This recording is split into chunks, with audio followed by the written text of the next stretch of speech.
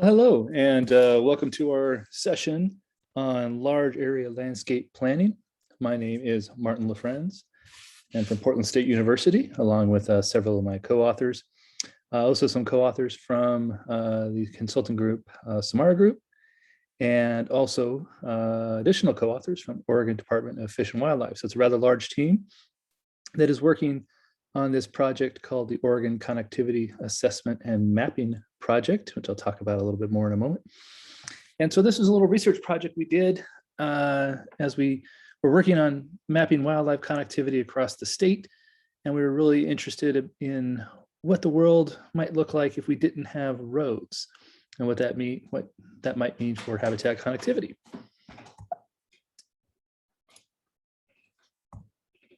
So the OCAMP project goals are to fill critical knowledge gaps by generating statewide connectivity assessment and mapping, develop new validation techniques to improve connectivity modeling of wildlife connectivity, and then to conduct extensive outreach to encourage participation across the state and raise awareness of the mapping efforts that we're doing.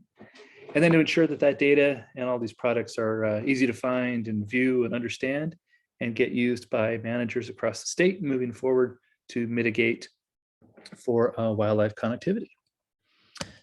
So as we were doing this mapping products, we realized that there was obviously quite an effect of roads on wildlife habitat connectivity. And we're all aware that roads are barriers to animal movement. And of course, roads are not the only determining factor for wildlife movement across the landscape. But due to their extensive distribution, the impact they have on wildlife movement can be dramatic. As we all know, roads can decrease habitat connectivity through fragmentation. They can lead to animal vehicle collisions, which are an issue both for the animals and for the people that are driving those vehicles. And of course, they provide for avoidance behavior of animals, just the presence of the roads themselves. So what we set out to do was to create some modeling scenarios without roads. And so we explore where the natural movement of wildlife, what it would be like if the roads actually weren't there on the landscape. And then we compare these patterns to the same landscape that includes the present day roads. And so just briefly, what we do is essentially remove the roads in GIS and then use the adjacent land use to create a more contiguous sort of natural environment. All the movement modeling that we do is using the circuit theory-based algorithm Omniscape. And we do this for Pacific slope flycatcher, northern red-legged frog, and Columbian black-tailed deer. In this particular project, although there are many more species that we are mapping throughout the state of Oregon for the overall project. But for this particular roadless initiative, we were looking at these three specific species.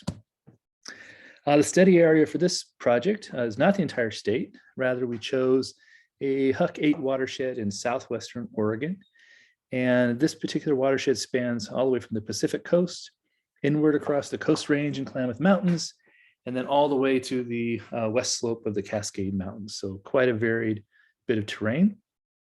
Some of the major roadways in this area include US Highway 101 along the coast, Interstate 5 along the interior, as well as several large state highways. So this is the area that we did our modeling for this particular project. There's the Huck 8. Eugene is probably what most people might be familiar with, is to the north of our study area. Crater Lake National Park is right on the eastern boundary of our study area.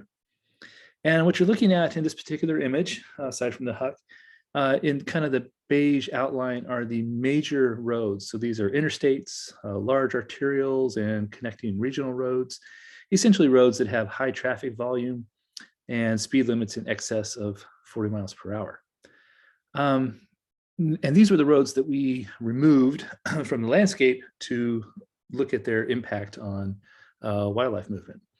And in kind of the more gray are all the other roads. And these are mostly logging roads or maybe trails, gravel roads that certainly can have an impact on wildlife movement and do for some species.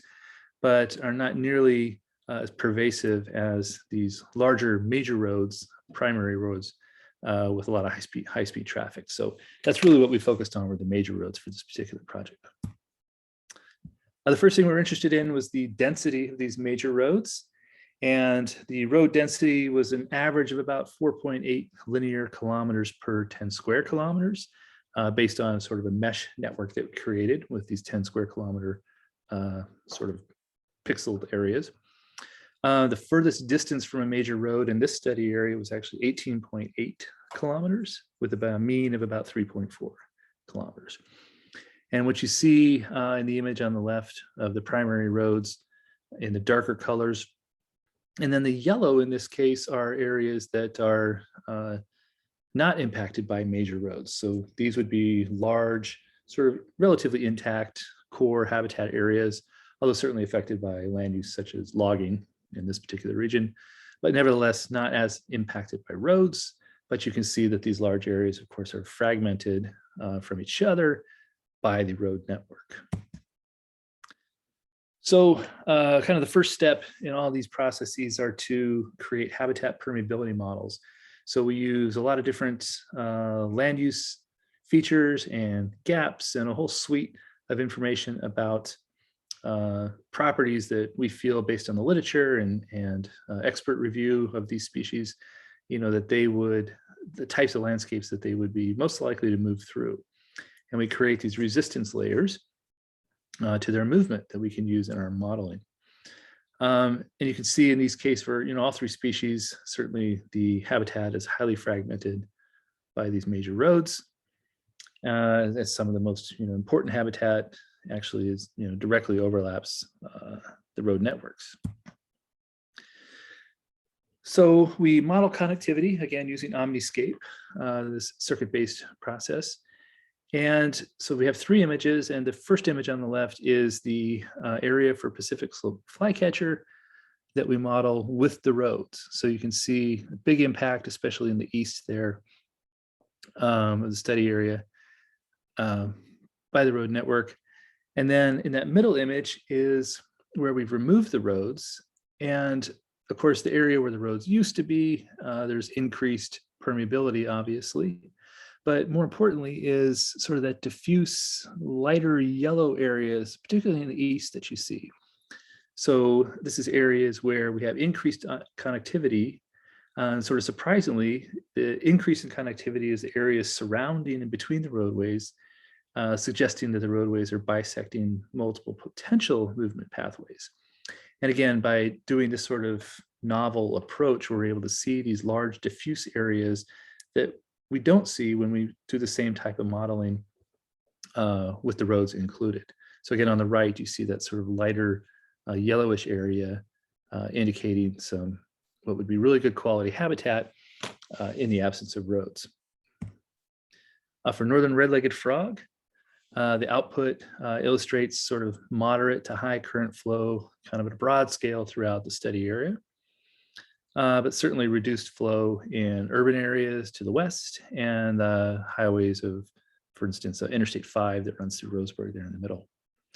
By doing a change detection type mapping process using the difference between the road model and the roadless model illustrates that connectivity both, again, along and between the corridors is particularly important.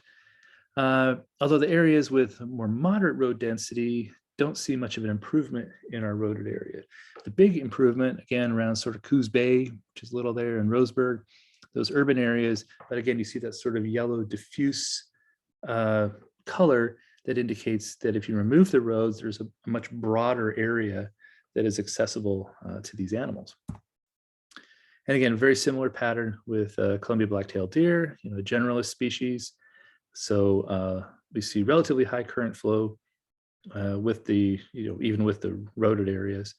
But in terms of looking at the comparison with roadless areas, again, it is the areas around interstate and the more developed areas where we see increase. And so again, that image on the right, what's really important is, again, that diffuse area around the roads, or where the roads would have been. So, the effect of roads on connectivity clearly extends beyond the road corridor, and in fact creates these patches with diffuse connectivity, upwards of over a kilometer away from the roadways. And again, what's interesting is that this is not what you would predict if you were modeling with the roads. So by removing the roads, we're seeing these large potential patches of diffuse connectivity. So kind of wrap this up, for all three of our species, the amount of area with improved connectivity from removing the barrier effect of roads, of course, increased with the density of roadways. So that simply stating that in areas where there's high road density, if we remove that road effect, that greatly increases habitat connectivity in those areas.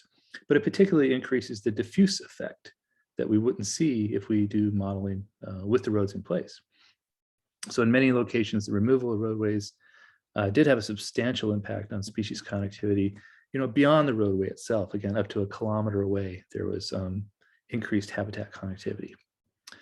So these multiple diffuse pathways that emerge by removing roads kind of illustrates, how these pervasive linear features impact permeability for habitat and for wildlife.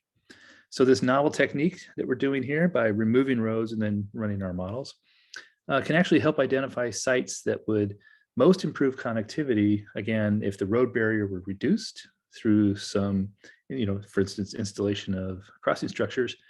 But also it helps us identify areas that we wouldn't normally think of as potential for good connectivity, especially those diffuse areas. Again, we tend to focus on more bottleneck areas when we do most of our connectivity modeling, where animals being funneled and then we put a structure there. But, if we remove those roads, we see these large diffuse areas of potential habitat connectivity that we otherwise would have missed. And so that's why we set out for this particular idea about, a world without roads. And we hope to have this type of information, spread out across the entire state as we move forward to prioritize areas for mitigating animal wildlife movement across the state of Oregon in the future. So I thank you very much, and I look forward to our discussion here in an hour or so. Thanks. And so thank you. And if you want some more information about OCAMP, there is an email address you can get a hold of us at wildlife.connectivity@state.or.us. And again, this larger OCAMP project has a whole bunch of partners that we're working with. And we're very excited moving forward to see what kind of maps we generate in the next 2 years or so. Thank you.